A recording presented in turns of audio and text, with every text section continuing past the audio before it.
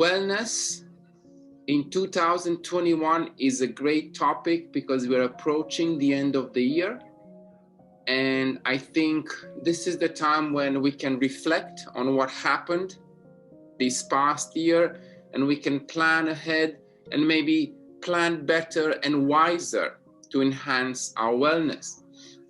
But I think before we begin, we should make very clear the difference between health and wellness, because there are two different things. Of course, they overlap, but there are two different concepts. Health is basically a state of being, the state of your physical, mental, and social well-being right now in this moment. While wellness, it is actually a state of living a healthy lifestyle, right? So we're talking about a lifestyle, and in wellness, usually the aim is to enhance our well-being. So through wellness, we want to enhance our well-being, which is our definition of health, physical, mental, and social. So from my research and from my understanding, wellness is actually multi-dimensional. And there are 7 or 9 dimensions in health, and I would like to add one. So let's see, what are the dimensions of wellness? They are intellectual wellness, emotional wellness, relational, vocational, cultural, spiritual, financial, environmental, and physical.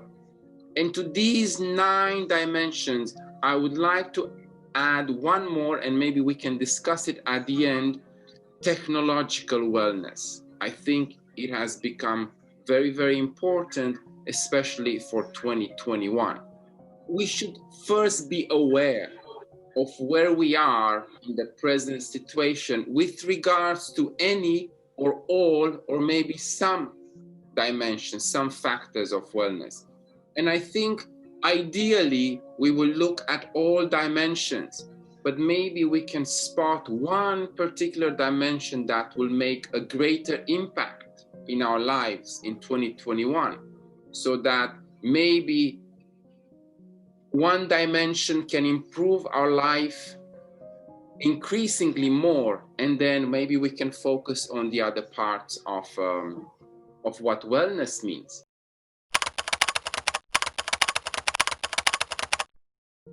Another dimension of wellness is intellectual wellness, and this is something that I am both interested and more than interested. I'm fascinated by expanding my intellectual abilities and capabilities and knowledge.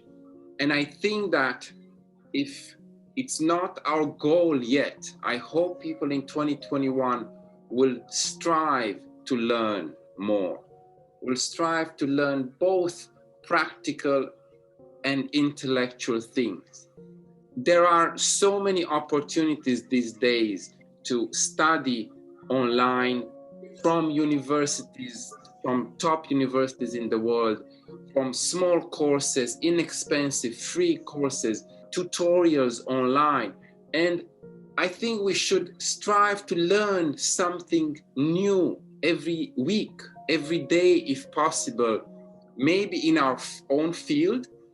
But I would also like to encourage people to tangentially learn more things about a different field or a similar field they can segue into, because new skills are very important. And what happened in 2020 with this madness around the world, it showed us that we must be prepared to adapt and readapt at a very, very short notice.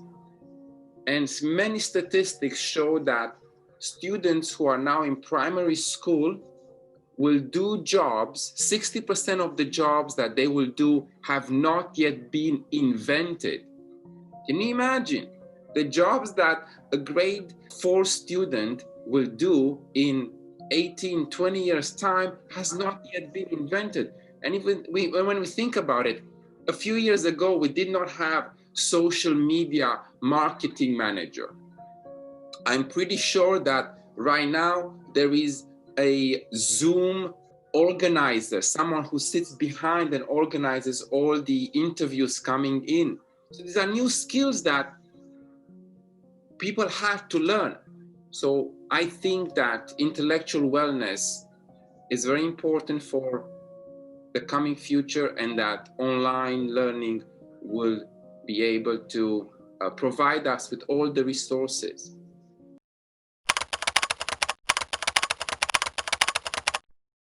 How can we improve, or what is emotional wellness?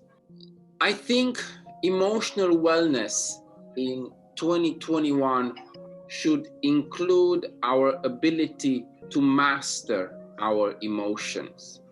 We need to learn to be able to master and control and rationalize our emotions.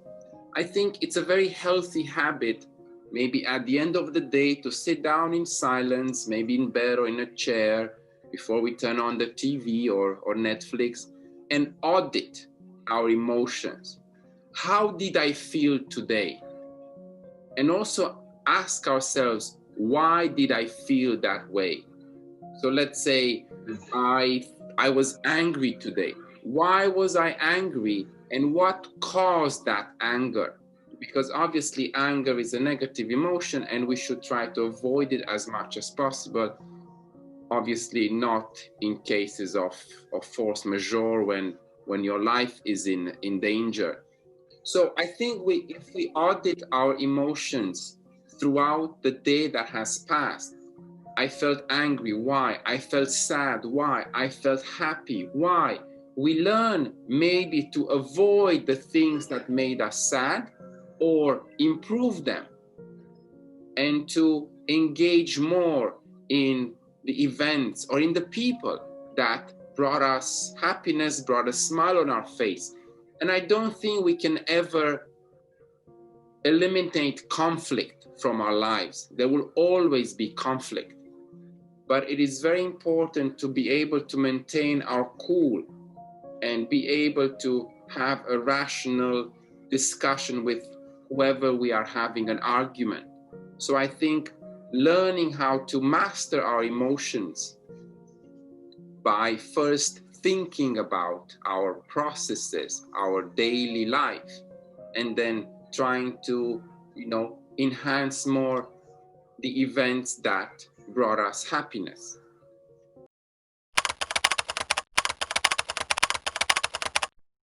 Let's move on to relational well-being. It is one of the pillars of well-being. It is a very important dimension that we must get right to enjoy a fruitful and a fulfilling life. But unfortunately, from what I've seen, and I've seen this happening both online and in real life, and with my students and with my colleagues, the world seems to live with this impression that online friends are true friendships, and we live for likes and for hearts and for engagement and for comments from strange people, from random people we've never even met. I think we should, in 2021, we should make our focus to have fewer friends, but real friends. I think having just a few friends, it is more beneficial than having 6,000 friends, let's say, on Facebook, or followers on Instagram. I do acknowledge the fact that online communities are very important, and they can offer support. But in my opinion, relational wellness, relationship wellness has to be personal. And for that, we have to take time to build such a relationship. It takes time to build a friendship. It takes time to make someone understand who you are, and at the same time to understand who they are. Because a real friend is someone who can listen to you and can be happy for you when you have great news to share. And at the same time, a good friend is a person who can offer a shoulder to cry on and can just be a comforting human being. You don't have to always live a lifestyle of parties and like extreme friendships. And that's why I believe that fewer is better, but at a higher quality when we think in terms of friendship.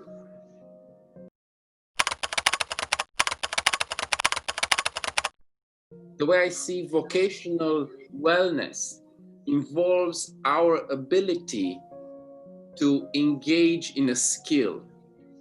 You know, because doing something with your own hands gives you more than just, you know, the practicality of having to, you know, do something, but gives you a pleasure of having a product that you made yourself.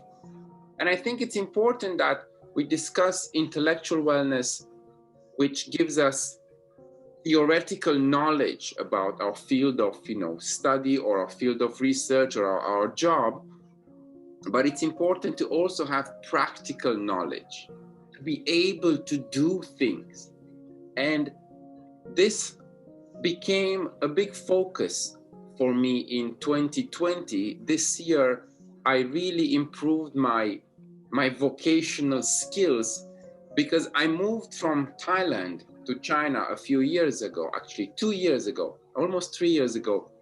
And here in China, I had to do small things by myself, like set up my studio, fix something in the house, fix something in the kitchen. In Thailand, because I spoke the language, I lived there for a very long time, I knew many people, I would just call someone and say, come and fix this, or come and do this for me. And I would just go have a coffee and then come back and everything is fixed for me. But here in China, sometimes it takes me 1 or 2 or 3 days to figure out how to solve a certain like practical problem. And I am planning to continue next year to improve my skills in doing things, because I think having intellectual capabilities and theoretical knowledge is important, but also being able to do practical things is sometimes even more important. I see now you're doing Chinese traditional painting. Yes, I'm hard at work on improving my brush skills. And actually, you can see them behind me. You can see the Yes. painting. And you know, this is a vocational art and a vocational skill, because not to brag or anything, but even Chinese people tell me that, you know, this is very difficult even for us to do. So I was very pleasantly surprised by and humbled by the feedback that I'm getting on my art, although I know it's not perfect, although I know it's not at a level of like artistic, aesthetic perfection, but people appreciate it. And it's something that I learned here in China. And to be honest, it is not easy to use a brush that's very, very soft. You press too hard and you splattered too much ink on the paper. So it is a skill, and actually I didn't even think about it, but yes.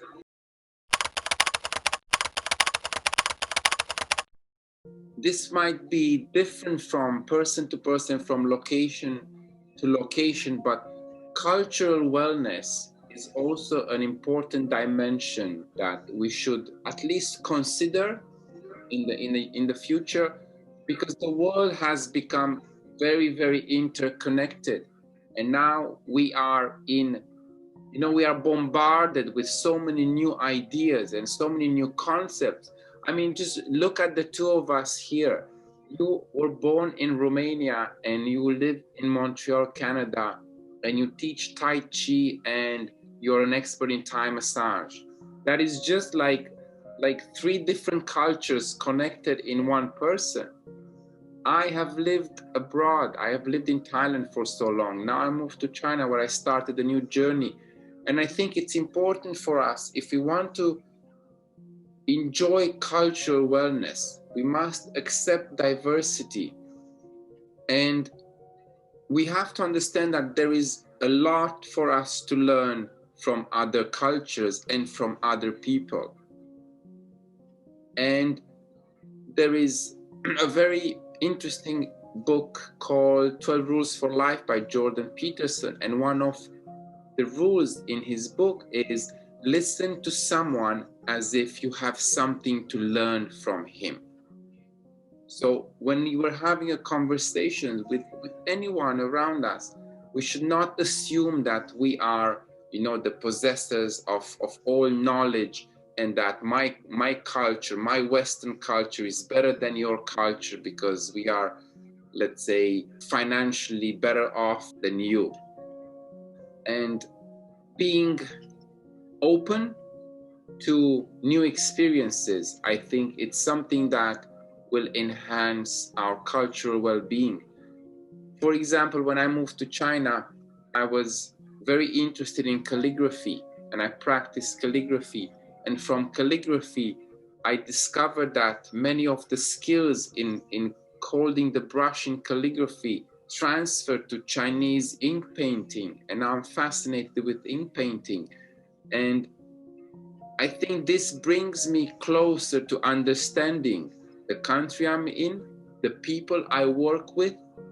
And, in that way, I can enhance my wellness by being, happily integrated in a culture that is not my own, in a culture that I will not be in for the rest of my life, which is part of my life right now and will be part of my life in the near future. So having an open mind and accepting diversity, I think, should be important for people.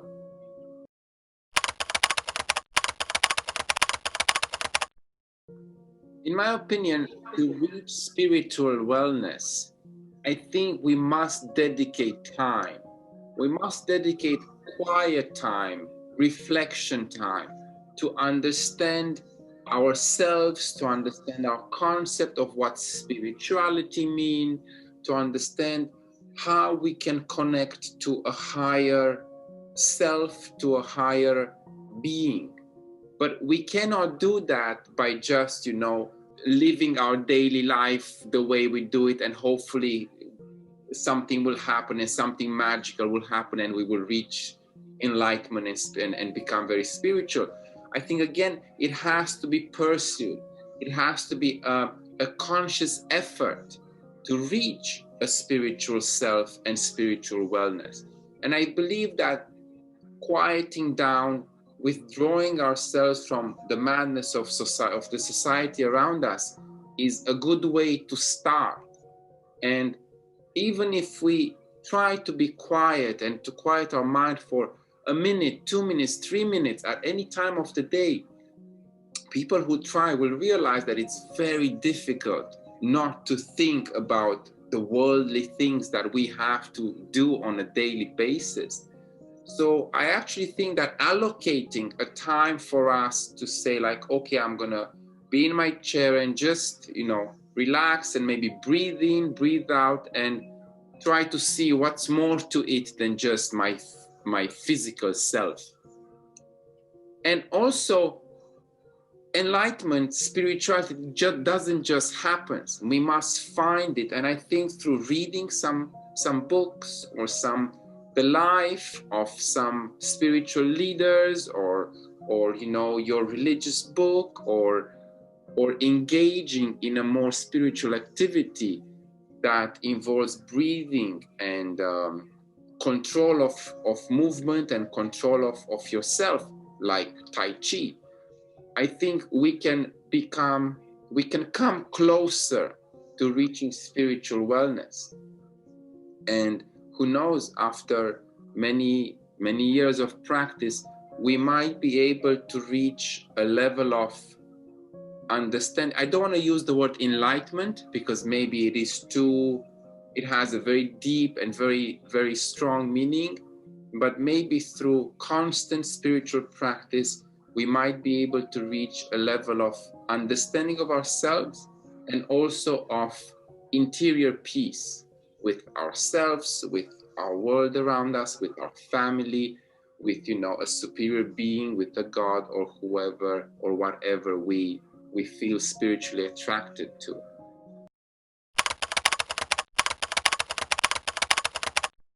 Although I am not a financial advisor and I do not pretend to be one, I think 2020 has shown us that financial wellness has to be a focus for everyone next year.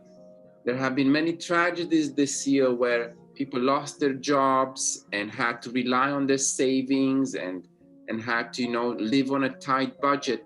So I think if we learned anything from 2020, that would be to save more, maybe spend less, and be more thoughtful in what we spend money on.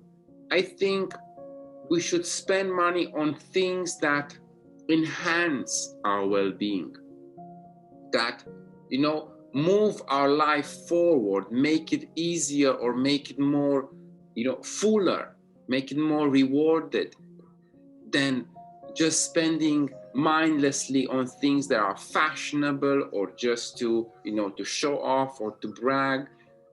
And, you know, a few months ago, I was involved in a heated conversation online with regards to retirement.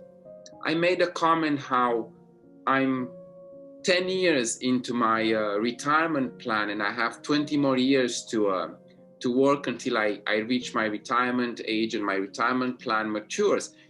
And some people, not that I care, some people were like making like comments in the way that, oh, like, why do you worry so much about retirement so early? I think it is a big mistake for us not to plan for the near and far future, especially when it comes to finances, because we never know what's going to happen in a few years' time. So being more aware maybe of our finances should be a goal for 2021.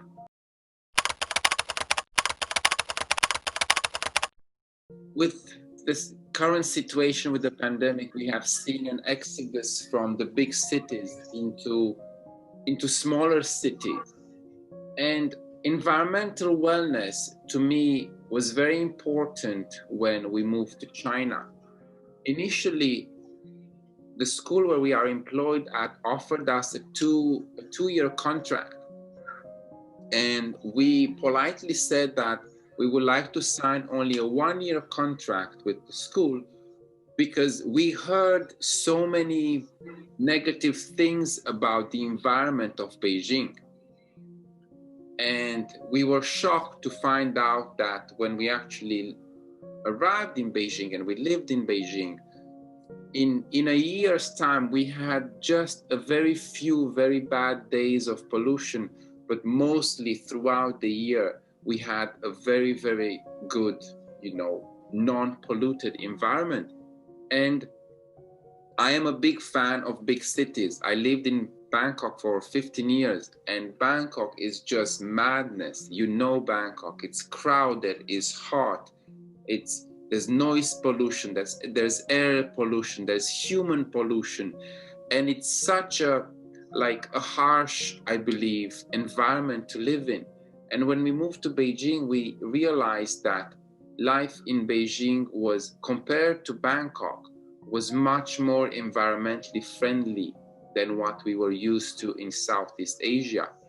Just to give you one example, when you go on the street, there is very limited noise pollution coming from cars. And actually, when you cross the road, you need to be very careful to look left and right because the buses are all electric and you don't hear the bus coming.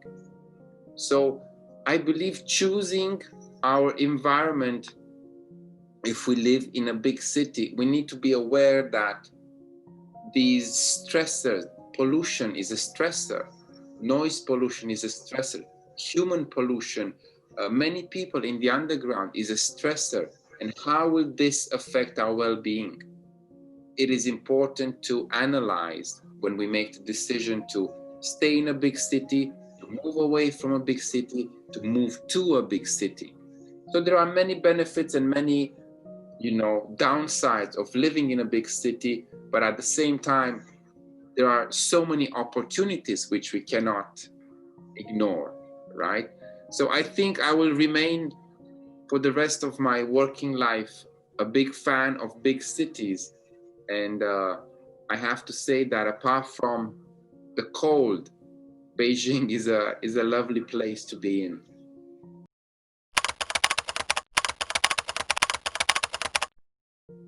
If I were to give just one aspect of physical wellness that people should focus on for next year, would be to do some sort of activity on a daily basis.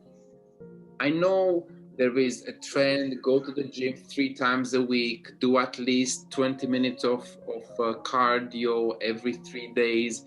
But I believe that becomes kind of forced. If we engaged in a physical activity on a daily basis, it would become a habit. And here it could be anything. It could be, okay, today instead of taking the lift, I will take the stairs. That is a physical activity you're engaging in that you usually don't engage in with. For example, if you're young, you could just do a few push-ups. 10 push-ups would be better than doing none. I really believe that people should just be more physical in their daily lives than they are right now. And that would increase our wellness tremendously, and most importantly, could create a habit of engaging in a physical activity on a daily basis.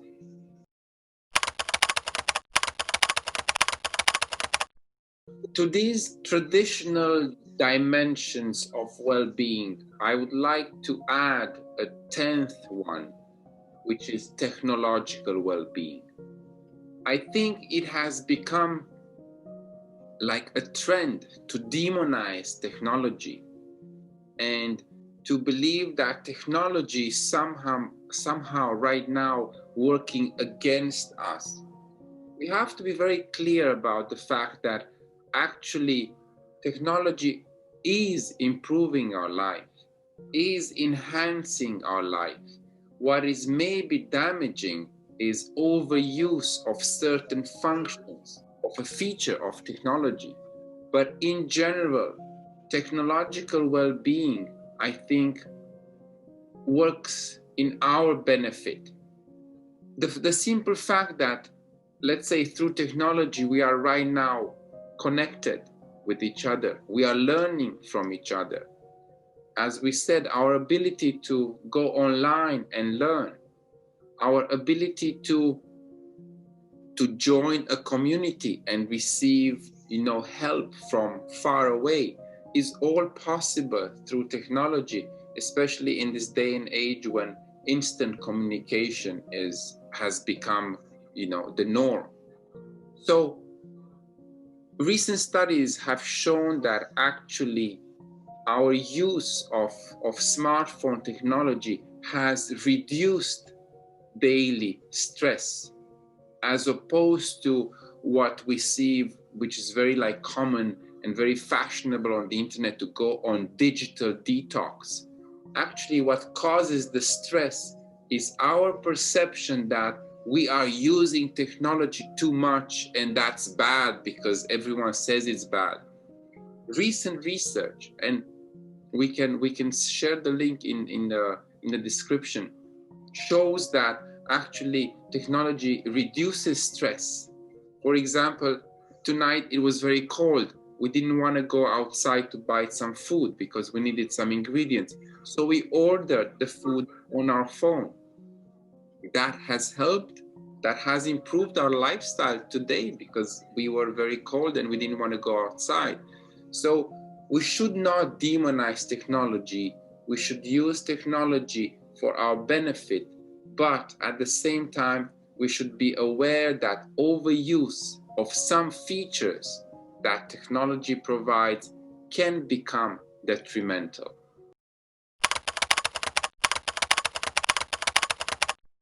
Taking conscious action towards achieving any of these dimensions is very important.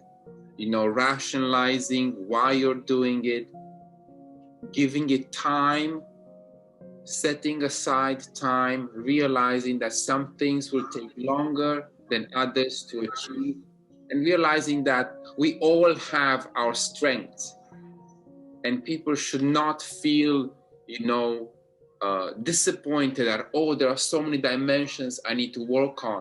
I'm pretty sure that everyone right now has 3-4 dimensions of well-being that they're already, have reached a very good, stable level.